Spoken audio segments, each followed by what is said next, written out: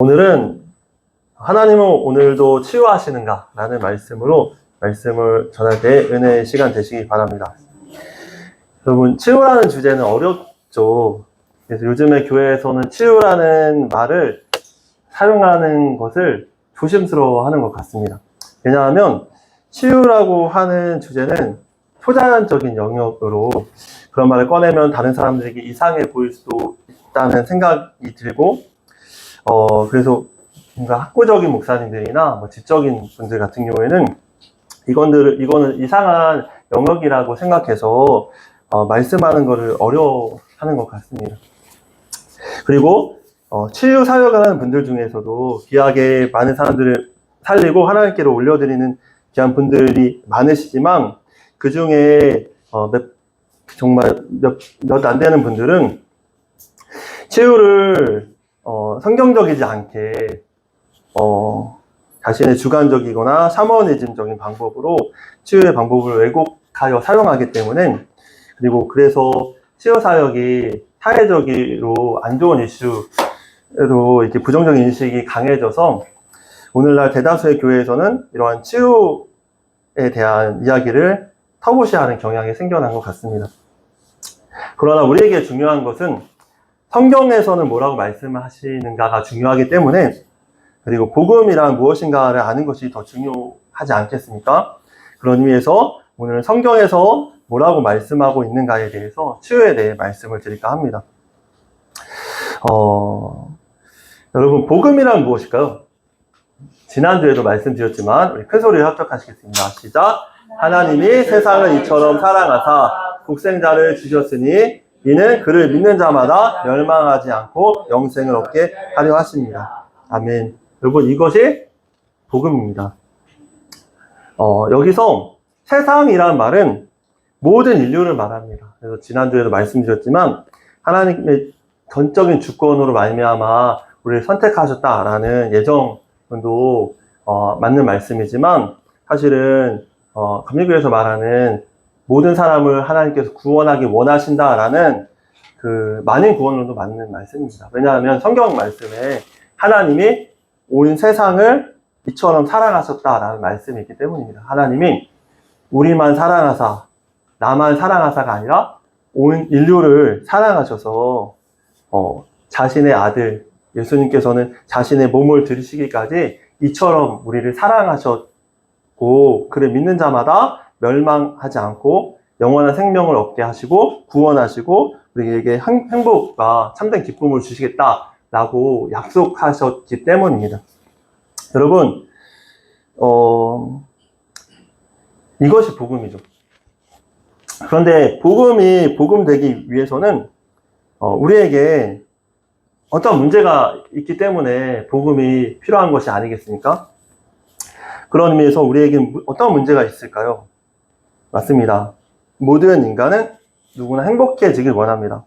그러나 많은 사람들이 그토록 원하는 행복은 우리에게 멀게 느껴지는 것이죠. 오히려 행복을 찾기 위해서 노력했던 그 모든 수고와 노력들이 결국에는 우리의 고통으로 돌아오는 것입니다. 가정의 행복을 위해서 정말 자녀들에게 많은 것을 부어주고 공부도 전심으로 다 부어줬지만 가정에 문제가 있는 것이죠. 결혼을 하면 행복했다고 생각하는데 더 불행한 것이고, 건강에 문제가 생기고 경제적인 문제로, 또한 미래의 문제로, 정신적인 문제 등으로 우리는 끊임없이 고통을 당하고 있는 것입니다. 행복을 찾아 헤맬수록 더더욱 행복이 멀게 느껴지는 것이죠. 때때로 행복을 찾아 헤매었을 때 순간적인 만족을 느낄 수 있을 수도 있습니다. 그러나 진정한 행복은 찾지 못하는 것입니다. 왜 그럴까요? 바로 그 이유는 우리 모두가 범죄하여 하나님을 떠나 내 뜻대로 사는 삶을 살게 되었기 때문인 것입니다. 오직 하나님만이 참된 행복을 주실 수 있는 그런 방법을 알고 계신데, 그 방법을 알고 계신 하나님께로 우리가 더욱더 가까이 가기보다는 어떻게 하면은 내가 즐거운 것, 내가 좋아하는 것, 내게 만족을 주는 것을 찾아서 헤매다 보니 참된 만족을 주시는 하나님을 떠나 다른 것으로 채우려고 하다 보니 더 공허함과 더 괴로움과 그 허망함만 더해지는 것입니다. 그런데 이러한 모든 문제를 해결해 주실 수 있는 복음을 하나님께서 제시해 주셨는데 그것이 바로 요한복음 3장 16절 말씀인 것입니다. 우리 함께 다시 한번 합독하시겠습니다. 시작. 하나님이 세상을 이처럼 사랑하사 독생자를 주셨으니 이는 그를 믿는 자마다 멸망하지 않고 영생을 얻게 하심이라. 아멘. 여러분, 이 말씀은 예수님께서 죽기까지 우리를 사랑하셨다라는 말씀인 것입니다. 그리고 그 예수님의 사랑을 믿으면 이 모든 문제에서 우리를 구해 주시겠다, 건져 주시겠다라고 말씀하신 것입니다. 마태복음 4장 23절에서 24절 말씀을 함께 합독하실까요? 시작. 예수께서 온 갈릴리에 두루 다니사 그들의 회당에서 가르치시며 천국 복음을 전파하시며 백성 중에 모든 병과 모든 약한 것을 고치시니 문수리에서 퍼진지라 사람들이 모든 앓는 자 곧 각종 병에 걸려서 고통당하는 자 중풍병자들을 데려오니 그들을 고치시더라. 여러분, 예수님께서는 이렇게 가난한 자, 포로된 자, 눈먼 자, 눌린 자에게 복음으로 살 수 있는 자유를 주신 것입니다. 우리는 우리의 힘으로, 우리의 노력으로 우리가 좋아하는 것을 누리며 사는 것이 진정한 자유라고 생각하지만 참된 자유는 예수님으로부터 나오는 것이죠. 이렇게 복음은 죽음의 권세에 눌린 우리들을 다시 살려주는 복된 소식인 것입니다.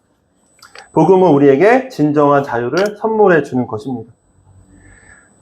그럼 본문에서 말씀하신 주의 은혜의 해란 무슨 말씀일까요? 19절 말씀만 합독하실까요? 시작. 주의 은혜의 해를 전파하게 하려 하심이라 하였더라. 예수님께서는 하나님의 뜻을 받아서 복음을 전하셨죠. 그리고 가난한 자, 눈먼 자, 포로된 자, 눌린 자에게 자유를 선포하셨습니다. 그리고 주의 은혜의 해를 전파하려 하심이라 라고 말씀하셨죠. 여기서 주의 은혜의 해란 구약시대 때 희년을 상징합니다. 희년이란 기쁜 해, 기쁜 연도, 그 연으로서 하나님께서는 구약시대 때 매년 50년마다 희년을 선포하라 라고 말씀하셨습니다. 이 희년이 모든 사람들이 기쁜 해였던 이유는 이 희년이 되면 매해 50년이 되면 그동안 자신의 담보로 우리 같은 경우는 아파트를 담보로 땅을 담보로 여러 것을 담보로 해서 농사를 짓거나 필요를 채우겠죠. 가난한 사람들 같은 경우에는. 그런데 50년이 되면 그때마다 모든 토지를 원래의 주인에게 돌려주어 가난했던 사람들에게 재산을 회복할 수 있게 해주었다라는 것이죠. 그리고 신년이 되면 그러니까 빚을 지게 돼서 종이 되었던 사람들을 신년이 되면 종에서 해방시켜주고 자유를 얻고 그때부터 앞으로 쭉 집으로 돌아가 살 수 있게 해주었다라는 것입니다. 그리고 신년이 되면 50년마다 1년씩 땅을 쉬게 해주어 농사를 짓지 않고 땅을 쉬게 해주어서 땅이 다시 회복되어지고 소지가 다시 건강해지도록 이렇게 땅도 쉬게 해주었다라는 것이죠. 이것이 기쁜 해, 신년의 참된 의미였다라는 것이죠. 그런데 예수님께서는 하나님께서 자신을 이러한 것들을 이루셔서 자유케 하시고 많은 사람들에게 이제 예수님을 믿으면 주의 은혜해 바로 신년을 매년 살아갈 수 있게 해주시겠다라고 복된 소식을 전해주셨다라는 것입니다. 여러분, 이 희년은 우리의 어떠한 공로가 아닌 주님의 은혜로 인해 우리를 자유케 해주시는 그런 해인 것입니다. 우리가 어떠한 빚을 갚지 않아도 우리가 종이 되었을지라도 하나님께서는 하나님의 은혜로 그 빚을 갚아주시고 노예에서 해방시켜 주신다라고 약속하셨던 것입니다. 이것이 주님의 은혜의 바로 희년의 복음인 것이죠. 우리 그런 의미로 복음이란 무엇인지 다 같이 따라서 한번 읽어보셨으면 좋겠습니다. 노란색 글씨를 한번 큰 소리로 따라 해보시겠습니다. 복음은 사탄의 권세와 능력을 깨트린 십자가의 승리입니다. 골로새서 2장 15절 말씀에는 사탄, 즉 통치자들과 권세들을 예수님의 십자가로 무력화하여 십자가로 그들을 이기셨다라고 말씀하셨습니다. 또 합독하시겠습니다. 시작. 복음은 모든 믿는 자에게 구원을 주는 하나님의 능력입니다. 내가 복음을 부끄러워하지 아니하노니 이 복음은 모든 믿는 자에게 구원을 주시는 하나님의 능력이 됨이라 라고 말씀하고 계신 것이죠. 마지막으로 시작. 복음은 마귀의 일을 멸하신 하나님의 승리입니다. 요한 1서 3장 8절 말씀 우리 다 같이 합독하실까요? 시작. 죄를 짓는 자는 마귀에게 속하나니 마귀는 처음부터 범죄함이라. 하나님의 아들이 나타나신 것은 마귀의 일을 멸하려 하십니다. 아멘. 여러분, 복음은 이처럼 사탄의 권세와 능력을 깨트리시고 모든 믿는 자에게 구원을 주시고 마귀의 일을 멸하신 하나님의 승리인 것입니다. 여러분, 우리가 이 복음을 누리고 있습니까? 여러분, 이 복음을 누리며 정말 사탄의 그런 속임과 권세와 그 죄의 권세에서 해방되어 주님 안에서 주님을 믿음으로 참된 구원의 기쁨을 회복하시는 우리 모두가 되시기를 축복합니다. 잠언 31장 30절 말씀 우리 다 같이 합독하시겠습니다. 시작. 고운 것도 거짓되고 아름다운 것도 헛되나 오직 여호와를 경외하는 여자는 칭찬을 받을 것이라. 네, 그리고 베드로전서 1장 24절에서 25절 말씀도 합독하시겠습니다. 그러므로 모든 육체는 풀과 같고 그 모든 영광은 풀의 꽃과 같으니 풀은 마르고 꽃은 떨어지되 오직 주의 말씀은 세세토록 있도다 하였으니 너희에게 전한 복음이 곧 이 말씀이니라. 아멘. 여러분, 세상의 모든 명예와 모든 인기를 얻었다고 하더라도 그 안에 복음이 없으면 그 인생은 허무한 것입니다. 정우성 씨의 그 이야기를 들으면서 들었던 마음이 이런 마음이었습니다. 사실은 정우성 씨뿐만 아니라 사실은 모든 그런 세상의 이슈들을 보면은 바로 인생은 풀과 같고 모든 영광은 풀의 꽃과 같으니 풀은 마르고 꽃은 떨어지되 오직 주의 말씀은 세세토록 있도다. 이것이 너희에게 전한 복음이라. 이 말씀이 그 세상의 이슈에 대한 하나님의 대답이 아닐까라는 생각을 해보았습니다. 또한 잠언 31장 30절 말씀처럼도 고운 것은 거짓되고 아름다운 것도 헛되나 그래서 모든 것이 허망해 보이나 오직 여호와를 경외하는 것이 가장 귀중하고 영원한 것이다 라는 확신을 하였습니다. 여러분, 그런 의미로 우리가 이 세상을 살아갈 때 어떤 명예나 인기를 얻는 것을 추구하는 것이 아니라 하나님의 영광을 추구하는 우리 모두가 되었으면 좋겠습니다. 여러분, 이처럼 복음은 우리에게 생명을 주고 우리를 살 수 있게 하고 우리를 숨쉬게 합니다. 저 또한 복음이 없을 때, 하나님을 온전히 믿지 못했을 때는 항상 두렵고 걱정되고 정말 죽을 것 같은 그런 공포 속에 살았습니다. 그 공황장애가 걸리는 사람들의 대다수가 완벽주의적인 성향이 있는 사람들이 걸린다고 합니다. 저도 약간 완벽주의적인 경향이 있는데, 그래서 뭔가 좀 잘 안 되면은 그게 막 눈에 보이거든요. 신경이 쓰이는데, 그러면서 저도 약간 그런 증상이 왔었던 적이 있었어요. 그때마다 예전 어렸을 때 가위 눌렸던 기억에 사도신경이나 그 주기도문을 외울 때 그 마음으로 진심으로 고백하면서 외울 때 뭔가 회복되는 느낌을 받았거든요. 그래서 그럴 때 그 몇 년 전에 그렇게 주기도문 사도신경을 외웠던 적이 있거든요. 그러니까 좀 가라앉아요. 그러니까 무슨 말이냐면 하나님을 인정할 때 그러한 두려움에서 해방이 되는 거죠. 그런데 말씀을 묵상하면서 말씀을 준비하면서 들었던 마음이 어떤 마음이었냐면 완벽주의란 무엇일까? 왜 공황에 걸리는 걸까? 고민을 하다가 완벽주의란 내가 내 인생의 주인 되어서 내가 인생의 모든 것을 책임지려고 하는 것이 아닐까? 이런 생각이 들었어요. 그러니까 사실은 이 세상의 모든 일들이 나 혼자도 나 스스로 책임질 수가 없고 이 세상에 되어지는 일들은 내가 감당할 수 없는 수많은 엄청난 중압감에 있는 무거운 짐들과 같은 것인데 그것을 내가 어떻게 해결하려고 하다 보니 그것이 두려움으로 다가와서 이러한 그 엄청난 두려움이 나를 휩쓰는 것이 아닐까라는 생각을 해봤습니다. 그런데 때로는 우리가 믿음을 지킨다는 것, 복음을 믿는다는 것, 그리고 하나님을 믿는다는 것이 때로는 이성적이지 않아 보일 수도 있고 때로는 이해되지 않을지라도 그럼에도 불구하고 이해되지 않을지라도 하나님을 믿을 때 하나님께서 온 세상을 주관하시고 내 삶을 주관하시고 우리의 삶을 책임져 주신다는 믿음을 가질 때 그런 두려움이 사라지는 것을 느낄 수 있었답니다.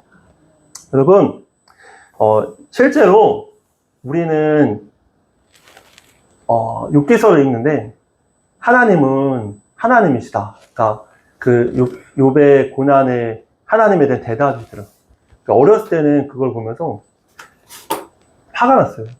되게 무책임하신 하나님, 그리고 대답하시지 않은 하나님, 되게 화가 났었는데 요즘에 제가 삶을 살면서 어려움을 겪고 힘든 일들을 겪으면서 깨달은 게 뭐냐면 하나님이 무책임하시고 하나님이 너무하신 게 아니라 내가 무책임하고 내가 너무했다는 것을 깨닫게 되었습니다. 왜냐하면 우리는 피조물이잖아요. 하나님 은혜로 사는 사람들이잖아요. 그런데 하나님은 하나님이시잖아요.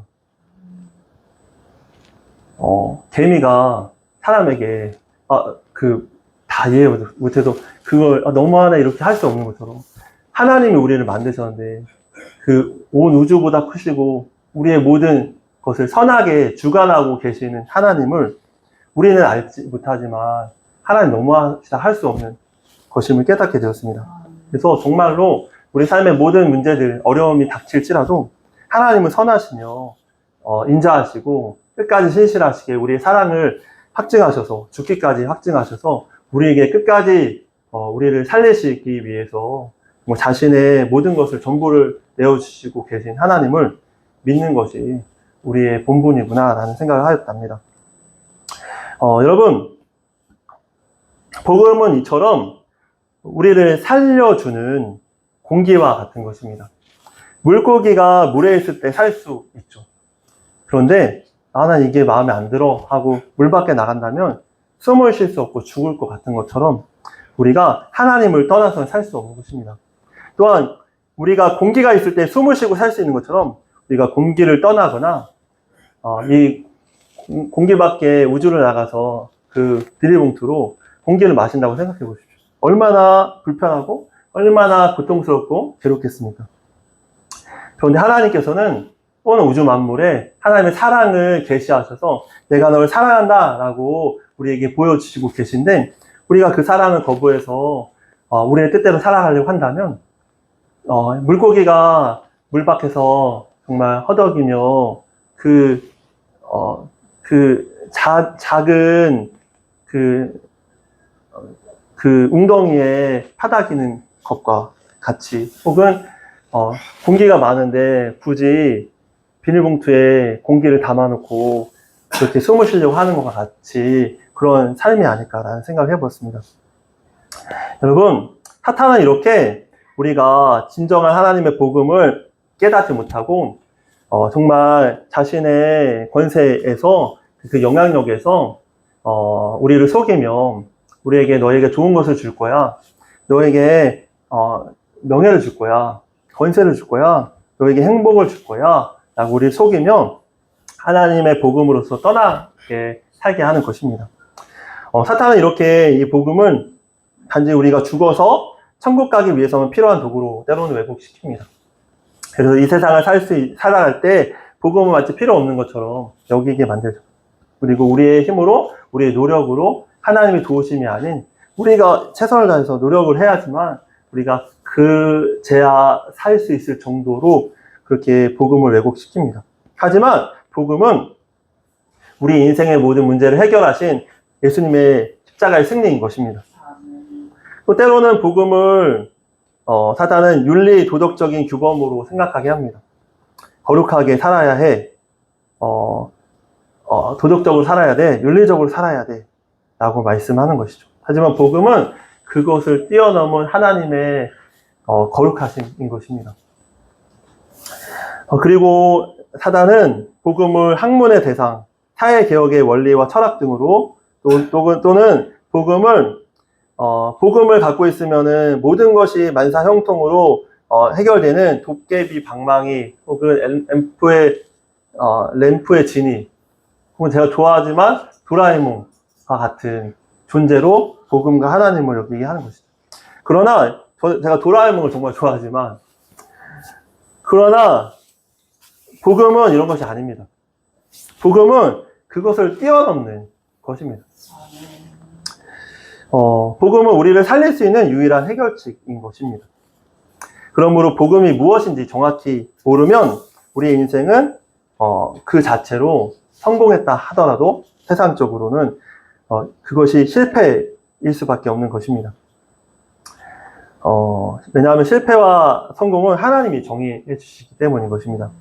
그러므로 우리가 정말로 복음을 알아야 합니다. 지난주에 전도를 해야겠다는 마음을 먹고 뜨거운 마음을 주셔서 어떻게 전도해야 될까 고민을 하고 있었답니다. 그래서 전도 방법을 찾는데 한 영상을 보면서 그런 깨달음이 왔습니다. 그분이 세계로 교회 부산에 있는 그 손현보 목사님이라는 분인데 그분이 인터뷰를 하시는 거예요. 그래서 여러 이야기를 하시는데 어떻게 복음을 전도를 하십니까? 그리고 성도님들에게 어떻게 전도를 가르치십니까? 라고 하는데 그분이 한마디로 딱 정의하시는 거예요. 뭐라고 말씀하시냐면 내가 진짜 그러니까 보물이 있는데 내 보물을 자랑하고 싶지 않겠습니까? 내가 진짜로 그 보물을 보물로 여긴다면 누군가한테 나눠주고 싶지 않겠습니까? 내가 진짜 그 보물을 보물로 여긴다면 그 보물을 있다고 자랑하지 않겠습니까? 이런 이야기를 하는 거예요. 심지어 아파트만 해도 내가 이 좋은 아파트에 산다고 자랑하고 싶을 터인데 그 복음이 아파트만도 못한 것이죠. 부끄럽고 사람들에게 복음을 전하는 게 두려운 것이 뭐죠. 그때 깨달은 것이 내가 방법을 찾는 것이 중요한 것이 아니라 복음을 내가 정말로 복음으로 여긴다면 복음을 전하지 않을 수 없을 텐데 라는 생각이 들었습니다. 여러분 여러분들에게 복음이 정말 실제입니까? 여러분 바라기는 이 복음이 우리에게 정말 실제가 되시길 소망합니다. 마태복음 4장 23절 말씀 부터 24절 말씀 우리 다 같이 합독하시겠습니다. 시작. 예수께서 온 갈릴리에 두루 다니사 그들의 회당에서 가르치시며 천국 복음을 가르치시며 백성 중에 모든 병과 모든 약한 것을 고치시니 그의 소문이 온 수리아에 퍼진지라. 사람들이 모든 앓는 자 곧 각종 병에 걸려서 고통당하는 자 귀신 들린 자 간질하는 자 중풍병 자를 데려오니 그들을 고치시니라. 아멘. 여러분 이 말씀은 예수님께서 복음을 전파하시며 많은 사람들을 치유하신 기적의 사건을 말씀하신 것입니다. 이 치유의 사건은 성경의 그 마태복음, 마가복음, 누가복음, 요한복음, 사복음서에 무려 25%나 나옵니다. 무슨 말씀이면 예수님께서 복음을 전하시며 치유하신 사건이 무려 25%나 그 비중을 담고 기록하셨다라는 것이죠. 그런데 이 복음을 전하면 예수님의 능력으로 병을 고치는 사건은 예수님으로만 국한된 것이 아닌데, 누가복음 9장 1절에서 2절, 9절 말씀을 합독하시겠습니다. 시작. 예수께서 12 제자에게 불러 모으사 모든 귀신을 제어하며 병을 고치는 능력과 권위를 주시고 하나님의 나라를 전파하며 앓는 자를 고치게 하려고 내보내시며, 제자들이 나가 각 마을에 두루 다니며 곳곳에 복음을 전하며 병을 고치더라. 이 말씀은 뭐냐면, 예수님께서 25%나 성경에 비중을 두시고 복음을 전하며 치유하시는 기적을 행하셨는데, 이것이 예수님으로만 국한된 것이 아니라 바로 예수님께 그 권위를, 능력을 위임받은 제자들도 예수님의 능력과 위임받은 권위로 복음을 전하며 병을 고치셨다라는 것을 알 수 있는 것입니다. 그런데 또 그거 아십니까? 마가복음 16장 15절에서 18절 말씀을 보면 이 하나님의 병을 고치는 능력과 이 권위가 제자들에게만 국한된 것이 아니라 이 말씀을 보면 복음을 전하는 예수님을 믿는 우리 모두에게 예수님께서 복음을 전할 때 예수님의 능력과 권위를, 치유의 능력과 권위를 위임해 주셨다라는 것을 알 수 있는 것입니다. 우리 함께 말씀 보시도록 하겠습니다. 시작. 또 이르시되 너희는 온 천하에 다니며 만민에게 복음을 전파하라. 믿고 세례를 받는 사람은 구원을 받을 것이요 믿지 않는 사람은 정죄를 받으리라. 믿는 자들에게는 이런 표적이 따르리니 곧 그들이 내 이름으로 귀신을 쫓아내며 새 방언을 말하며 뱀을 집어 올리며 무슨 독을 마실지라도 해를 받지 아니하며 병든 사람에게 손을 얹은즉 나으니라 하시니라. 여러분, 우리가 이 말씀을 믿습니까? 그렇다면 예수님께서 우리에게도 병을 고칠 수 있는 능력과 권위를 위임해 주셨다라는 말씀을 믿는 것입니다. 예수님을 믿는 사람들에게는 이러한 권위와 능력을 주시겠다고 약속하신 것입니다. 그리고 야고보서 5장 14절에서 15절 말씀을 보시면 이렇게 말씀하고 있는데, 우리 한 목소리 합독하시겠습니다. 시작. 너희 중에 병든 자가 있느냐? 그는 교회의 장로들을 청할 것이요 그들을 주의 이름으로 기름을 바르며 그를 위하여 기도할지니라. 믿음의 기도는 병든 자를 구원하리니 주께서 그를 일으키시리라. 혹시 죄를 범하였을지라도 사하심을 받으리라. 그러므로 너희 죄를 서로 고백하며 병 낫기를 위하여 서로 기도하라. 의인의 간구는 역사하는 힘이 큼이라. 아멘.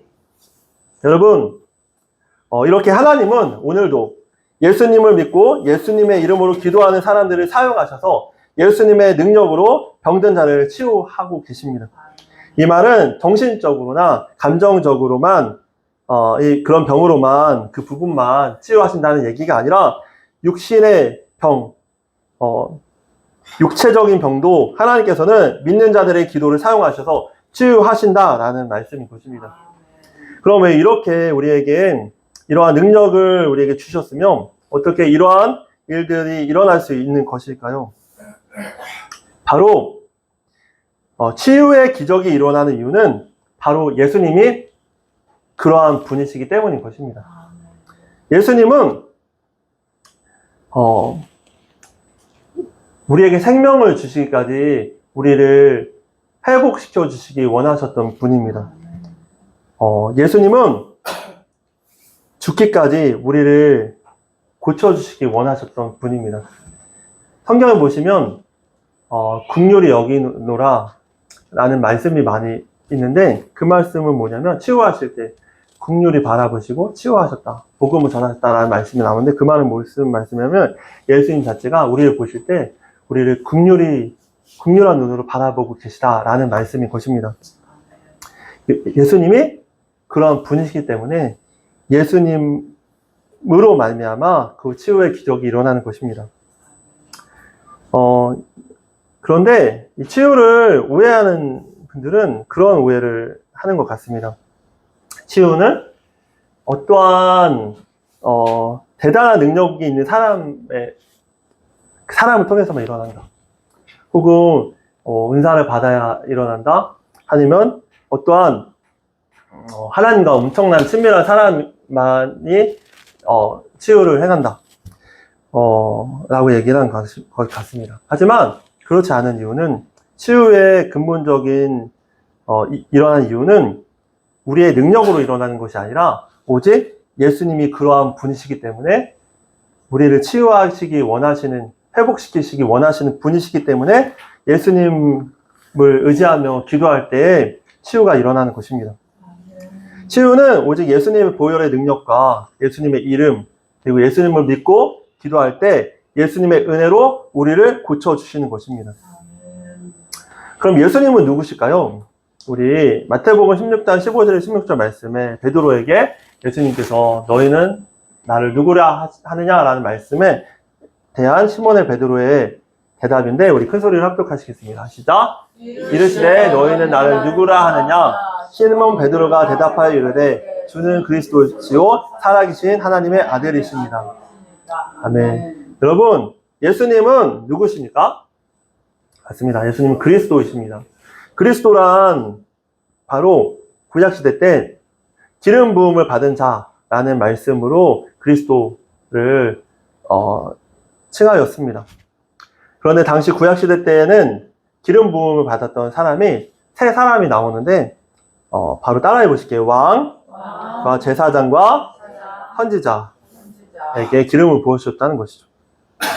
즉 예수님은 우리의 왕으로서 모든 인류를 다스리시는 주권자로 오셨다라는 것입니다. 바로 예수님은 온 인류의 주인이시고 내 삶의 주인이신 것입니다.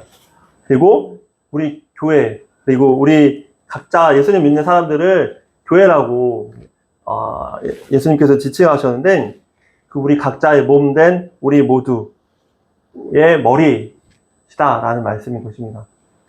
제사장은 당시 하나님과 사람 사이의 중재자 역할을 해서 대제사장은 죄를 속죄하기 위해서 1년에 한 번씩 그 어린 양의 피를 하나님께 올려드려서 모든 속죄하는 제사를 드렸습니다. 이처럼 예수님께서는 자신이 직접 어린 양으로 희생 양이 되셔서 모든 인류의 죄를 완전히 속죄해 주시는 완전한 제사장이 되신 것입니다.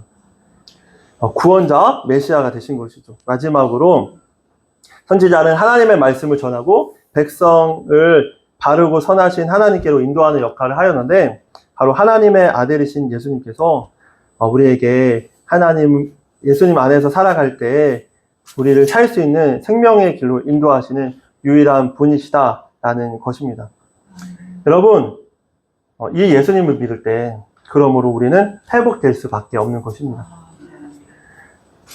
여러분, 회복에는 여러 가지 의미가 있습니다.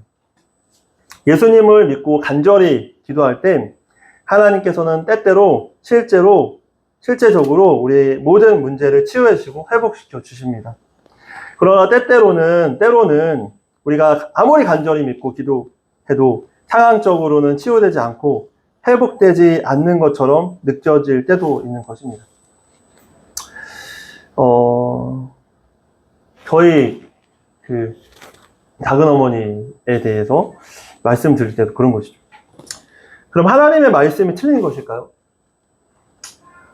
마음이 되게 힘들었는데 그때 하나님이 저에게 묵상하게 하셨던 말씀들이 주권에 대한 말씀이에요. 하나님 주권. 하나님 누구시냐. 또 다니엘 기도를 하는데 그때 마침 주권에 대한 말씀을 많이 하는 거예요. 김효진 사모님도 그렇고 권호중 집사님도 그렇고 많은 분들이 정윤아 자매님도 그렇고 하나님 주권에 대한 이야기 하는 거예요. 하나님 주권. 자신의 삶에 여러 굴곡이 있었음에도 불구하고 하나님은 그럼에도 선하시며 우리를 가장 선한 길로 인도하신다. 하는 것을 믿는다. 하나님은 우리의 주권자다. 우리 주인이시다. 하나님 주권을 인정해라. 라는 말씀을 계속 하시는 거예요. 그러면서 들었던 마음이, 말씀이 틀린 것이 아니구나. 하나님은 때로는 실제적으로, 상황적으로, 환경적으로 완전히 우리를 고쳐주시기도 하지만 하나님께서는 때때로는 하나님의 주권에, 하나님의 선택으로 우리의 육신의 질병을 하나님의 뜻대로 고쳐주시지 않을 때도 있다라는 것을 알게 되었습니다. 간증을 선택하면서 기도하면서 정하려고 하는데, 이제 말씀을 들을 때 이 간증을 틀어놓고 말씀을 준비한다고 했잖아요. 원래는 사실은 하나님 병 고치신 그런 기적들의 간증들도 많잖아요. 그거를 하나 선택하려고 이게 제 카톡에 몇 개를 적어놨어요. 그런데 마지막에 설교를 끝내고 나서 하는데 듣는데 이분에 대한 간증이 나오는 거예요. 그러면서 들었던 마음이 이것이 하나님의 치유하심이구나, 회복하심이구나, 이게 우리의 사랑하심이구나 라는 생각이 들었습니다. 성함이 뭐였죠? 그죠?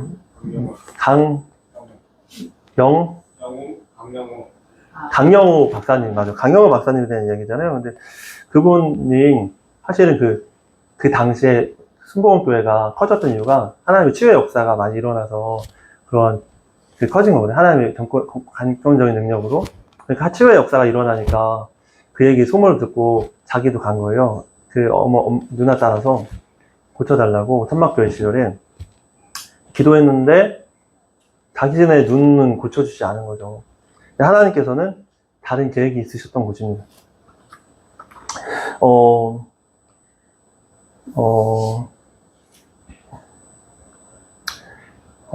이처럼 하나님께서는 때때로 우리를 고쳐주시기도 하지만 하나님은 주권적인 하나님의 능력을 포기하시고 사용하지 않으시고 고쳐주시지 않을 수도 있다는 것입니다. 어떤 목사님이 그런 얘기를 하더라고요. 예수님은 하나님도 마찬가지지만 예수님은 사실은 전능하신 분이잖아요. 전능이란 말은 모든 능력을 행하실 수 있는 분이잖아요. 근데 그 전능하신 예수님께서 가장 전능하심을 표현하심이 뭐였냐면 십자가 사건이라고 하는 거예요. 그 십자가 사건은 뭐냐면 자신의 능력을 사용하지 않으시는 전능하신 능력이 있으셨다라는 말씀이었던 것입니다. 여러분, 때때로 우리는 이유를 다 알 수 없습니다. 왜 우리에게 고난을 주시는지, 왜 우리에게 이러한 어려움을 허락하시는지, 왜 우리의 그 상황의 회복이 더디는지 다 알 수 없지만 분명한 것은 하나님은 선하시며 우리를 향하신 뜻도 선하시고 하나님은 우리의 종이 아니라 우리의 주인, 우리의 주권자이시기 때문이다라는 것입니다. 그리고 그 하나님께서 선하게 우리를 이끌어 주실 거라는 것을 믿는 것이 우리에게 하나님께서 원하시는 일이라는 말씀을 드리고 싶습니다. 제가 믿는 것은 그 하나님께 우리의 인생을 맡기고 그분을 온전히 따를 때 예수님께서 가장 선한 길로 우리를 인도해 주실 거라는 것을 믿습니다. 여러분, 그러므로 우리 기도를 쉬지 맙시다. 병든 자, 아픈 자, 고통 가운데 있는 사람들을 위해서 기도하고 그 결과를 우리의 주인이신 주님께 맡겨 드립시다. 병 낫기를 위해 기도하는 것을 두려워하지 말고 끝까지 예수님을 믿고 기도하고 그 결과를 상관없이 주님께 영광을 돌리며 하나님만 찬양하는 우리 모두가 되었으면 좋겠습니다. 이제 끝났는데 몇 가지만 드리고 말씀을 마치겠습니다. 하나님의 주권하심으로 기적을 베푸시고 치유하시고 혹은 치유를 하나님 때에 하시죠. 안 하실 때가 있다고 하셨잖아요. 그런데 하나님께서 치유하길 원하시지만 치유와 회복이 이루어지지 않는 한 가지 이유가 저희 묵상이 되더라고요. 그것이 무엇이냐면 이번 주에 설교를 준비하는데 너무 힘든 거예요. 근데 그 힘든 이유가 뭐냐면 제가 이번 주는 특별히 찬양을, 은혜를 많이 받아서 찬양을 하나님께 진짜 전심을 올려드리고 싶어서 부끄럽지만 습관적인 죄를 짓지 않으려고 노력하고 막 그렇게 열심히 살아냈거든요. 그 말씀이라면 사실은 은혜가 더 넘쳐야 되잖아요. 다니기도 하고 은혜가 넘치고 설교를 너무 은혜롭게 잘 전해야 되잖아요. 준비를 해서 할 수 있어야 되잖아요. 그런데 너무 힘든 거예요. 막 영적으로 눌리고 피곤하고 막 힘들고 막 그런 거예요. 그러면서 느낀 게 뭐였냐면, 기도했어요. 기도하니까 하나님이 그 은혜를 주시더라고요. 그래서 그때 느낀 게, 치유와 회복, 혹은 우리 삶의 어려움이, 뭘 극복하는 한 가지 방법이, 이 영적 전쟁, 사단의 방해. 사단은 우리를 어떻게든 죽이고, 멸망시키고, 우리를 넘어뜨리려고 하잖아요. 그런데 이 사단의 방해에서 끝까지 기도함으로, 동안 말씀을 보므로, 믿음의 싸움으로, 거룩함을 지키고, 날마다 회개하고, 끝까지 예수님 믿는 믿음으로 살아갈 때, 하나님께서 우리에게 치유와 회복을 허락해 주시겠구나, 라는 말씀이 도전이 되었습니다. 여러분, 주님을 끝까지 믿고, 거룩하게 주님의 뜻대로 살아가, 주님의 감동이 실 때 또한 서로를 위해서, 병낫기를 위해서 기도함으로, 정말, 하나님을 볼 수 있는 눈으로, 정말 우리가 믿음으로, 정말 하나님의 능력을 경험하며, 은혜를 누리며 살아갈 수 있는 우리 모두가 되었으면 좋겠습니다. 한 가지 더 말씀드리면, 기도하는 분들이 있잖아요. 근데 아내가 물어봤는데 그분이 암에서 회복이 되셨대요. 3년 넘으셨는데, 되게, 제가 알고는 되게 말기 암으로 생각되셨거든요. 근데 그때 느낀 거는, 그리고 여러 가지 기도했을 때 은혜 받았던 은혜들이 있어요. 근데 사실은, 오래 걸리죠. 그리고 사실은 그 사람들이 볼 때는 의사가 치료한 것 같잖아요. 우리 단일 기도회에서 말씀하셨던 것도 그런 생각이 들 수도 있잖아요. 무슨 말씀이냐면, 우리가 믿음으로 보지 않으면 모든 상황과 환경이 너무 자연스럽게 일어난 것처럼 보입니다. 하지만 사실 모든 것은 예수님의 은혜로 되어지는 것입니다. 생사화복을 주관하신 하나님께서 우리를 살리시기도 하고, 우리의 생명을 거두시기도 하시고, 우리에게 복을 주시기도 하고 거두시기도 하는 것이, 사실은 상황과 환경을 보면 너무나도 자연스럽게 일어나는, 믿음의 눈이 없을 때는 그렇게 보일지라도, 사실 모든 것은 예수님의 은혜로 되어지는 거라는 것을 믿음으로, 우리가 이 믿음을 포기하지 말고 우리 삶에 되어지는 모든 일들에 하나님의 은혜가 있음을 믿음으로, 하나님을 볼 수 있는 믿음으로 눈을 가지고 정말 기도하며, 정말 서로를 위해서, 회복을 위해서, 치유를 위해서 함께 기도하는 우리 모두가 되었으면 좋겠습니다. 이 시간 반주해 주시면서 우리 잠시